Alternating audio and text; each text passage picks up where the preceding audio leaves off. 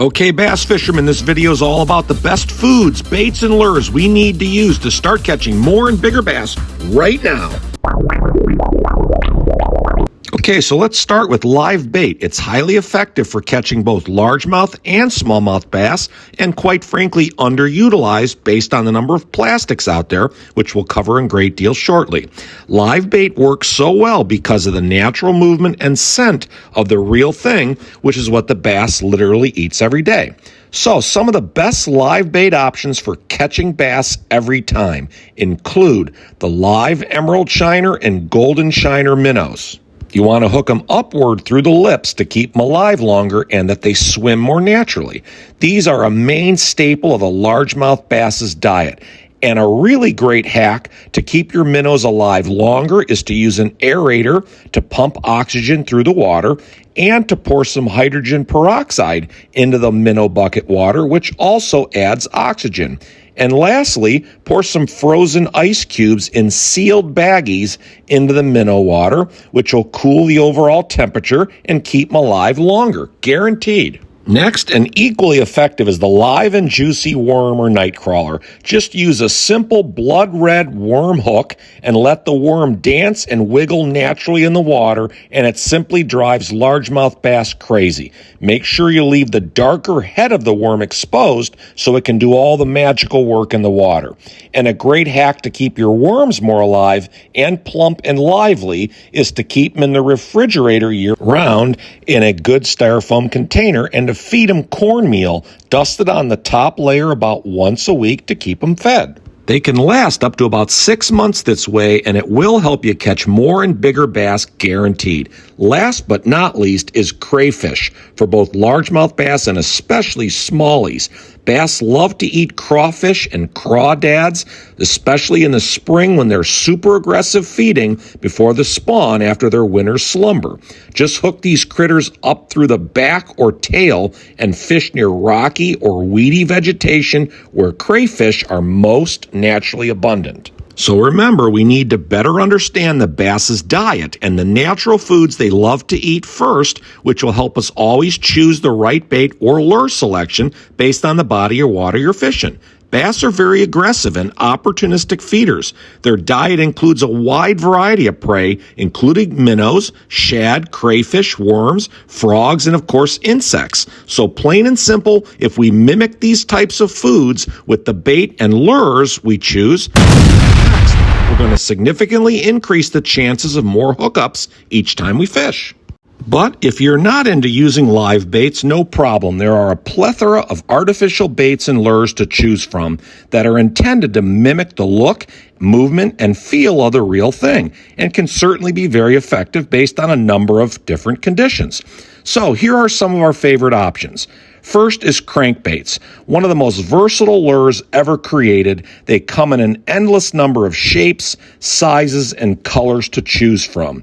Crankbaits can be trolled very effectively, or by casting and retrieving them, they're designed to swim and dive to different depths depending on the bill size.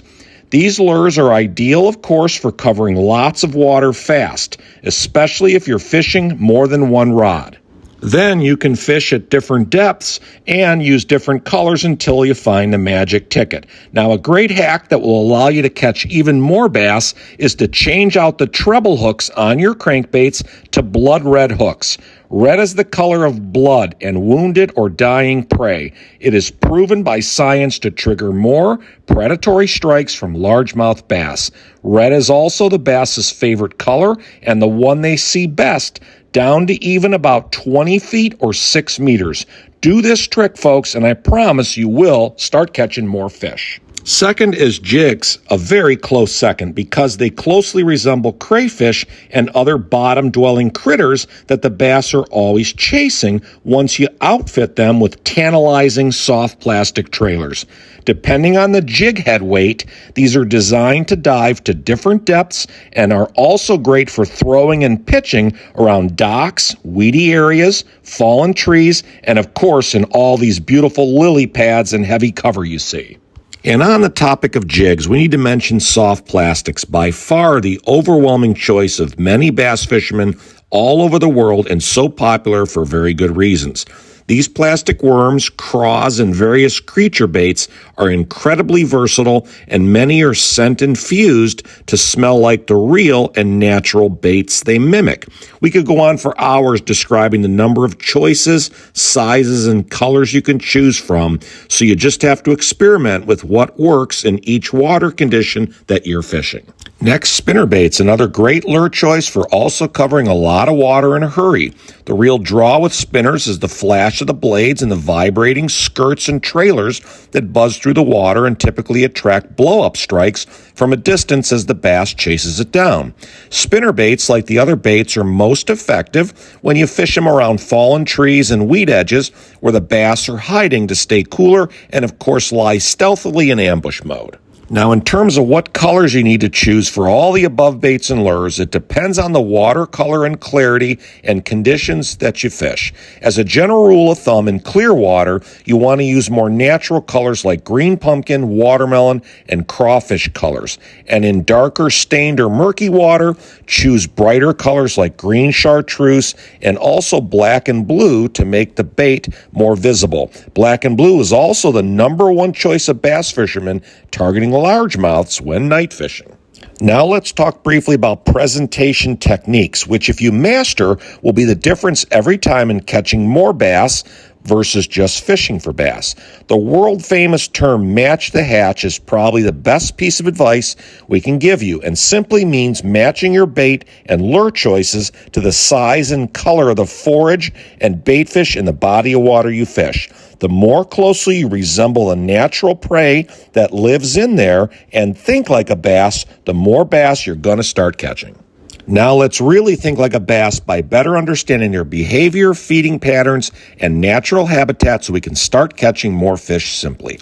Understanding bass behavior is crucial because it's absolutely influenced by a number of factors like water temperature, light penetration, oxygen levels in the water, and seasonal temperature and environmental changes. The first thing you probably already know or certainly need to is that bass prefer to feed most actively in lower light conditions, which means early morning at dawn and just before dusk into the evening hours will be their prime bass catching times. Those are facts. Of course, they feed all through the day, but this is always going to be the best times to catch more and bigger bass. And in the spring and fall time, bass are also more aggressive feeding before spawning activities to fill their bellies in fall as well before winter slowdown, much like bears do before they head to their dens for winter hibernation. So during the spring and fall, you're going to need to target the shorelines and weed edges of lakes where bass tend to congregate around structure like weeds, lily pads, docks, and submerged logs and sunken trees. In the summer, they're more times than not caught in deeper and cooler water throughout the warm daytime hours where oxygen concentration is higher. So if you understand all these factors, it's going to help you better identify and target the areas in any given lake that are going to contain bass. Note that in most lakes, 80% or more of the bass are typically found in only 20% of that lake's water due to all these conditions. Bass are opportunistic feeders. If they can fit the food in their mouth and swallow it, they're going to eat it, just like a crocodile might do. They eat a wide variety of prey in their diets, primarily consisting of smaller fish, crayfish, insects, and other smaller amphibians. If you remember anything at all from this video, remember that whatever you're throwing at them, if it mimics the color, pattern, size, and shape of their natural prey, you're gonna get bit. Now for the bass's habitat preferences. Bass, both largemouth and smallmouth, are structure-craving fish, which means that they are most comfortable choosing areas with plenty of cover, like underwater vegetation, fallen trees, rock piles, and man-made structure like dams, bridges, and wooden docks. These all provide ample cover, shade, and shelter as great feeding points and ambush spots. In larger lakes and reservoirs, you want to be using your depth finder and boat electronics to find points, ridges, drop-offs, and channels with running water feeding in, all places where bass love to congregate. And in rivers and streams, try to focus on fishing for them in areas with slower current, like in backwaters and eddies, where they can conserve a bit of energy while they wait conveniently for prey to swim by. So, just to summarize, you need to pay close attention to the time of day and weather and water conditions around you, the seasonal factors, and the bass's habitat preferences. If you mimic their natural prey more closely, you will be on your way to landing that lunker trophy bass that we're all after. Good luck, folks. Happy fishing. We'll see you out on the water. Okay, folks, thanks for watching. Please like this video, hit the subscribe button before you leave, and don't forget to enable your bell notifications so you never miss another great video coming your way.